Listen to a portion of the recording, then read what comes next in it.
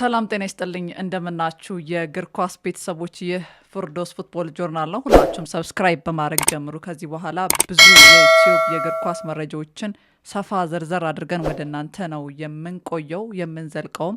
አብሬያችሁ የምቆየው ፊርዶስ አብድልሐኪም ነኝ። ያው ከእግር ኳስ ገጽ እግር ኳስን ነው የምናወራው። ግን ያው ያለውን መረጃ አሁን ፕሪሚየር ሊግ ተመልሷል።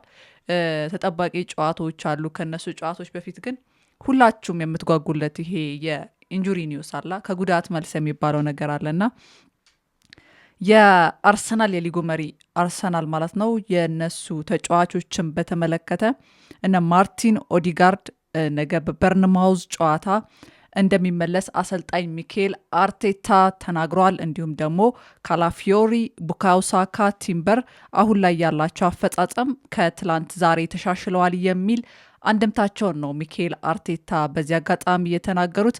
ሚኬል ሜሪኖን በተመለከተ ያው ለረጅም ጊዜ አርሰናል ያጣው ተጫዋች ነው፣ ወሳኝ ተጫዋች ነው። ብዙ ጊዜ ውጤት ሲቀየር ተመልክተነዋልና ሚኬል ሜሪኖ እሱ ደግሞ የውድድር ዘመኑ ሳይጠናቀቅ ልንመለከተው እንችላለን የሚል ነገር እንግዲህ ተሰምቷል። ይህንን ቅድሚያ የነገርኳችሁ ሌላውን ደግሞ በደንብ ትኩረት ሰጣችሁ እንድትከታተሉ ነው። እና አሁን ላይ የፕሪሚየር ሊግ መመለሱን ተከትሎ ይሄ ራኒን የምንላቸው ወሳኝ ጨዋታዎች ነው። ሁሉም ክለቦች 7 ጨዋታዎች ነው የሚቀሯቸው። ይህንን ተከትሎ ያው ሁሉም ክለቦች ዋንጫ ለማንሳት የሚሳተፈውም የሚፈላለገውም አለ። ሻምፒዮንስ ሊግ ላይ ለመሳተፍ የሚታገለውም አለ። እንዲሁ በተመሳሳይ ደግሞ ኤሮፓ ሊግ ላይ አለ። በተጨማሪም ደግሞ ወራጅ ቀጠና የሚወርዱም አሉ። በዚህ በተያያዘ ስለ ቶትናም የምናነሳው ጉዳይ ይኖረናል ማለት ነው። ስለዚህ አርሰናል ነገ በርንማውዝን ከመግጠሙ በፊት የነበረው ባክግራውንድ ምን ይመስል ነበረ? ያው መጀመሪያ ላይ ከሳምንታት በፊት በካራቦ ካፕ ከሲቲ ጋር ጨዋታ ነበረው። ዋንጫ አቶ ተመልሷል። ከዛ ደግሞ በድጋሚ ከኤፍ ኤ ካፕ ከሳውዝሃምፕተን ጋር ጨዋታ ነበረው። እሱም ከኤፍ ኤ ካፕ ውጪ ሆኗል። አሁን ደግሞ ስፖርቲንግ ሊዝበን በሻምፒዮንስ ሊግ በመጨረሻ ሰዓት ላይ በሃቨርትስ ግብ አማካኝነት አሸንፎ እንግዲህ ወደ ድል ተመልሶ ተመልክተነዋልና ከዚህ በኋላ ያለው የአርሰናል ጉዞ ወሳኝና ትኩረት ሊሰጠው የሚገባ በዚሁ ልክ ደግሞ ተጫዋቾቹ ሞራል ሊሰጣቸው የሚገባ ሰዓት ነው ብዬ አስባለሁና አርሰናል አሁን ላይ በቃ ይሄ ከፍተኛ አፈጻጸም፣ ከፍተኛ ጉልበት፣ ከፍተኛ ኢነርጂ የሚያስፈልገው ሰዓት ነው። አሁን የቀሪው ጨዋታ በተለይ ትኩረት የሚያደርገው 2 ዋንጫዎች ላይ ነው ሊሆን የሚችለው። ስፔሻሊ ደግሞ ፕሪሚየር ሊጉ ላይ ትኩረት ያደርጋል ብዬ አስባለሁ። ምክንያቱም የበርንማውዝ ጨዋታ ወሳኝ ጨዋታ ነው። የበርንማውዝ ጨዋታን አርሰናል ካሸነፈ በጣም ትልቅ ኢነርጂ ይኖረዋል ብዬ ፐርሰናል አስተሳሰብ ወይም ደግሞ ሀሳብ ይኖረኛል። እናንተም ሀሳባችሁን ኮመንት ሴክሽን ላይ ማስቀመጥ ትችላላችሁ። ስለዚህ ያው እንግዲህ በማንቸስተር ሲቲ በኩል እንግዲህ በማንቸስተር ሲቲ እና በአርሰናል መካከል ያለው የነጥብ ልዩነት 9 ነው። አርሰናል በ9 ነጥብ ርቆ ያው ቀሪ ጨዋታ አለው። ማንቸስተር ሲቲ የሊጉን ሰንጠረዥ እየመራ ይገኛል። ስለዚህ አሁን ፔፕ ጋርዲዮላ ያው የካራቦ ካፕን አሸንፎ እንዲሁም ደግሞ ሊቨርፑልን ከኤፍ ኤ ካፕ አስወጥቶ ጥሩ አቅም ጥሩ ኢነርጂ ይዞ ያለ ቡድን ነውና እሁድ ዕለት ደግሞ ከቼልሲ ጋር ወሳኝ ጨዋታ ይኖረዋል። የአርሰናልም ወሳኝ ጨዋታ ነው፣ የሲቲም ወሳኝ ጨዋታ ነው። ስለዚህ እነዚህ ቀሪ ጨዋታዎች በጣም ወሳኝ ድልም ብዙ ነገር አላቸው። በሌላ በኩል በሰንጠረጁ የታችኛው ክፍል ላይ ስንመለከት ቅድም እንዳልኳችሁ ስለ ቶትናም እናነሳለን ብያለሁና በኢንተርናሽናል ብሬክ ላይ እንግዲህ አሰልጣኙን ቀይሯል። ኢጎር ቱዶር ተሰናብቷል። ከዛ ደግሞ ሮቤርቶ ዲዘርቢ ቶትናም ሆትስፐርን ከወራጅ ቀጠና ከመውረድ ለመታደግ የሚታገሉት 7 ወሳኝ ጨዋታ ይኖራቸዋል። እንዴት ነው የሚሆነው? ያው ቶትናም ከፕሪሚየር ሊጉ ከወረደ ከባድ ነው የሚሆነው። ብዙ ነገር እናጣለን፣ ብዙ ነገር አንመለከትም፣ ደርቢዎችን አንመለከትም። ሮቤርቶ ዲዘርቢ ቡድኑን መልሶ በእነዚህ ጨዋታዎች መልሶ አደራጅቶ ከወራጅ ቀጠናው ለማላቀቅ የሚያደርገው ሂደት ምን አይነት ነው? ምን አይነት ውጤት ያስመለክተናል? በዚህ ዊኬንድ የምንመለከተው የጨዋታ አይነት ነው የሚሆነው። ከዌስትሃም ዩናይትድ፣ ከኖቲንግሃም ፎረስት እንዲሁም ከሊድስ ዩናይትድ ጋር የሚያደርጉት የቅርርብ ጨዋታ እንግዲህ የመውጣትና የመውረድ ወሳኝ ትግላቸው ነው የሚሆነው ሮቤርቶ ዲዘርቢ ማለት ነው። ሳምንታዊ ጨዋታዎች ሌላው ደግሞ ዛሬ ይጀምራል ጨዋታው። ያው ፕሪሚየር ሊግ ዛሬ ነው የሚጀመረው። ዌስትሃም ዩናይትድ ከወልቨርሃምፕተን ጋር የሚያደርጉት ጨዋታ ምሽት ላይ አለ። ከዛ ደግሞ ቅዳሜ አርሰናል ከበርንማውዝ ጋር በጣም ትኩረት የሚፈልግ ጨዋታ ነው ይሄ። ከዛ ብራይተን ከብሬንትፎርድ፣ ኤቨርተን፣ ሊቨርፑል፣ ፉልሃም ሁሉም ወደ አውሮፓ ውድድር ቦታ ለመግባት የሚጫወቱ አሁን የዘረዘርኳቸው በሻምፒዮንስ ሊጉ ለመሳተፍ የሚፈልጉ ክለቦች ለመሳተፍ የሚያደርጉት ውድድር ነው። እንዳልኳችሁ ያው ማንቸስተር ሲቲ ከቼልሲ ጋር የሚያደርገው ጨዋታ ወሳኝነት ይኖረዋል። ፕላስ ደግሞ የአርሰናል ከበርንማውዝ ጋር የሚያደርገው ጨዋታ ደግሞ አርሰናል የሚያሸንፍ ከሆነ በቃ ኢነርጂ ኖሮት ቀጣዮቹን 6 ጌሞች የሚቀጥልበት ሁኔታ ነው የሚያመቻችለት። ሜቢ ከተሸነፈ ደግሞ ፕሬዠር ጫና ውስጥ የሚገባበት ጉዳይ ነው የሚሆነው። ምክንያቱም የነጥብ ርቀቱ የሚጠብበት ጉዳይ ወይም ደግሞ መንገድ ስለሚከፍት ማለት ነው።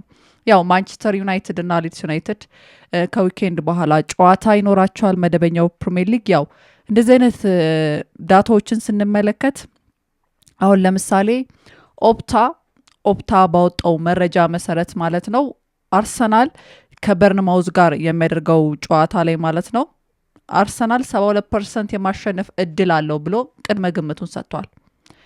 ሜቢ እንደዚህ አይነት እድል ኖሮት ሊያሸንፍ ይችላል። ከዛ ደግሞ በርንማውዝ ደግሞ 11.8% በጣም ረጅም። ሌላው ደግሞ ድሮ ነው።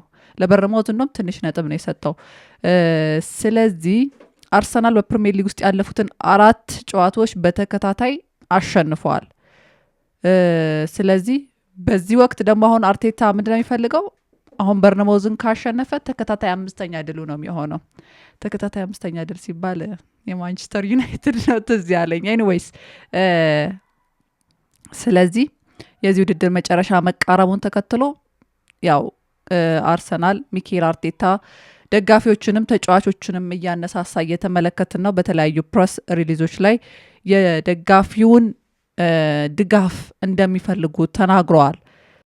ያው የተጫዋቾችን መመለስ በተመለከተ ደግሞ ያው ኤብሪቼ ኤዜ ወሳኝ ተጫዋች ነው ለአርሰናል። አሁን ወሳኝ የምንለው ተጫዋች ነው። ትሬኒንግ ጀምሯል። ትሬኒንግ ጀመረ ማለት ያው ቀጥታ ወደ ጨዋታ ወደ በርንማውዝ ጨዋታ ይሰለፋል እንመለከተዋለን ማለት ላይሆን ይችላል።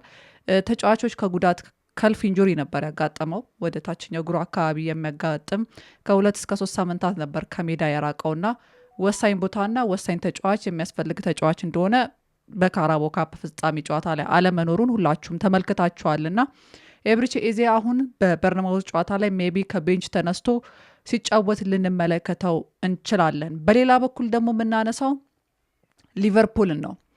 ሊቨርፑል አሌክዛንደር አይዛክ በሻምፒዮንስ ሊግ እንግዲህ ከፒኤስጂ ጋር በሚያደርገው ጨዋታ ላይ እንመለከታለን። ወይም ደግሞ ያው ትሬኒንግ መጀመሩን ተከትሎ እንደዚህ አይነት መረጃዎች እየወጡ ነው። ስለዚህ አሁን ሊቨርፑል ከፉልሃም ጋር መደበኛ የፕሪሚየር ሊግ ጨዋታውን ያደርጋል። ከዚህ ጋር በተያያዘ ሊቨርፑል ብዙ ተቃውሞዎች የተሰሙበት ነው። ካለፉት አመታት ተጀምሮ 3 አመታት ዘንድሮና ከዘንድሮ በፊት የነበሩት 2 አመታት ማለት ነው ሊቨርፑል የስቴዲየም መግቢያ ትኬት ዋጋ ጭማሪ እያደረገ ነው። ይህንን ተከትሎ ደግሞ የአንፊልድ ህዝብ በተደጋጋሚ ተቃውሞ እያሰማ ነው። ይህ ማለት ስሎት በሚያደርገው ጨዋታ ላይ ከማንኛውም ቡድን ጋር በሚያደርገው ጨዋታ ላይ የክለቡን አርማ ወይም ደግሞ የክለቡን ፍላግ ይዘን አንገባ የሚል የአንፊልድን ደጋፊ ታውቃላችሁ። አንፊልድ ላይ ጨዋታ አለ ሲባል ያለውን ትርጉም ታውቃላችሁ። በጣም ይሄ ሞራል ያለው ደጋፊ እንዳላቸው ታውቃላችሁ በሊቨርፑል በኩል እና ይህ ነገር አሁን ላይ ችግር ፈጥሯል በሊቨርፑል በኩል። በባለፈው በፒኤስጂ 2-0 መሸነፉን ተከትሎ የመልስ ጨዋታውን አንፊልድ ላይ ነው የሚደረገው። የትኬት መናሩን ተከትሎ በዚህ ጨዋታ ላይ ብዙ የደጋፊ ሞራል በሚያስፈልግበት ጨዋታ ላይ የደጋፊዎች አለመገኘት ሊከሰት ይችላል ወይ ሊኖር ይችላል ወይ የሚለው ነገር እጅግ አሳሳቢ ነውና በዚህም እንግዲህ አሰልጣኝ ስሎት ተደጋጋሚ ትችቶች እየተነሱባቸው እየተመለከትን ያለ ነው። ሮበርትሰን ሁለተኛው ተጫዋች ሆኗል። ይህ የውድድር ዘመን ሲጠናቀቅ ሊቨርፑልን የሚለቅ 9 ዓመታትን ቆይታ አድርጓል። ባደረጋቸው ቆይቶች የፕሪሚየር ሊግ ዋንጫ፣ ሻምፒዮንስ ሊግ ዋንጫ፣ ወርልድ ፊፋ ካፕ ዋንጫን እንዲሁም ደግሞ የኮሚኒቲ ሺልድ ዋንጫዎችን የተለያዩ ዋንጫዎችን ከሊቨርፑል ቤት ጋር ማሳካት የቻለ ተጫዋች ነው። ያው ሁለተኛ ተጫዋች ነው ስላችሁ ከዚህ ቀደም የሰማነው የሞሐመድ ሳላ መለየትን ተከትሎ ነው። ከዛ ሁለተኛው ተጫዋች ሮበርትሰን ይሆናል ማለት ነው። ዋናው ጉዳይ ምንድነው? ያው ኤርገን ክሎፕ መሰናበታቸውን ወይም ደግሞ ሊቨርፑል መልቀቃቸውን ካሳወቁ በኋላ ሊቨርፑሎች መርሲሳይዶች ስሎትን ወደ አንፊልድ ከቀላቀሉ በኋላ አምና የፕሪሚየር ሊጉን ዋንጫ ማሳካት ችለዋል። እንዳልኳችሁ አምና የፕሪሚየር ሊጉን ዋንጫ ሲያሳኩ ወሳኝ የሚባሉ የሊቨርፑል ተጫዋቾች ነበሩ። አሁን በሊቨርፑል በኩል የቀኝ መስመርን ስትመለከቱ ብዙዎቻችሁ መሐመድ ሳላን እና አርኖልድን ትመለከቱ ነበረ ከዚህ በፊት ማለት ነው። የግራውን ስትመለከቱ ከጋክፖ ይበልጥ ደግሞ ሉዊስ ዲያዝን ትመለከቱ ነበር ጀርመን ያለው። ያው አርኖልድ ደግሞ ወደ ማድሪድ ሄዷል። ሳላ በቀጣይ አይኖርም። ከጀርመን የተለያዩ ተጫዋቾች በተዋል። በዘንድሮ ፊርማ ፕሪሚየር ሊግ ማሸነፉን ተከትሎ ሪከርድ የሚሰብር ፊርማዎችን ነበር ሊቨርፑል ሲያስመለክተን የነበረው። እነ ቨርትስ፣ አሌክዛንደር ኢሳክ፣ እነ ጀርሚ ፍሪምፖንግ፣ ሁጎ ኢኪቴኪን ጨምሮ ማለት ነው። ኢሳክ ያው ከፕሪሚየር ሊጉ ከኒውካስትል ቢመጣም ማለት ነው። ሰው እነዚህ ፊርማዎች ብዙ ጊዜ ለውጥ አላሳዩም ብለን መደምደም አንችልም። እንደነ ሁጎ ኢኪቴኪ የሚለፋ እንደነ ቨርትስ በጣም ቻንሱን አግኝቶ ክሬት አድርጎ ለመጫወት የሚጥር ተጫዋቾችንም ተመልክተንበታል። ያው በሞት ያጣነውም ተጫዋች እንዳለ ሆኖ ጆታን ማለት ነው። የሊቨርፑል ቀጣይ ኔክስት ጉዞ አሁን ላይ እንግዲህ ያው ሻምፒዮንስ ሊግ ለመሳተፍ 5 ክለቦች ተፈቅዷል እየተባለ ነው በአርሰናል ምክንያትና ስለዚህ ቼልሲና ሊቨርፑል የሚያደርጉት ይህ ፍጥጫ ወይም ደግሞ ከባድ የቀሪ ጌሞች ወይም ደግሞ ማቾች ጊዜ ምን አይነት ውጤት ያስመለክተናል? ሊቨርፑል በዚህ አቋም በዚህ ተቃውሞ የደጋፊ ተቃውሞ እንዳለበት ሆኖ ማለት ነው። ስለዚህ እነዚህ ዊኬንዶች የተለያዩ ምልከቶችን ያሳዩናል ብዬ አስባለሁ።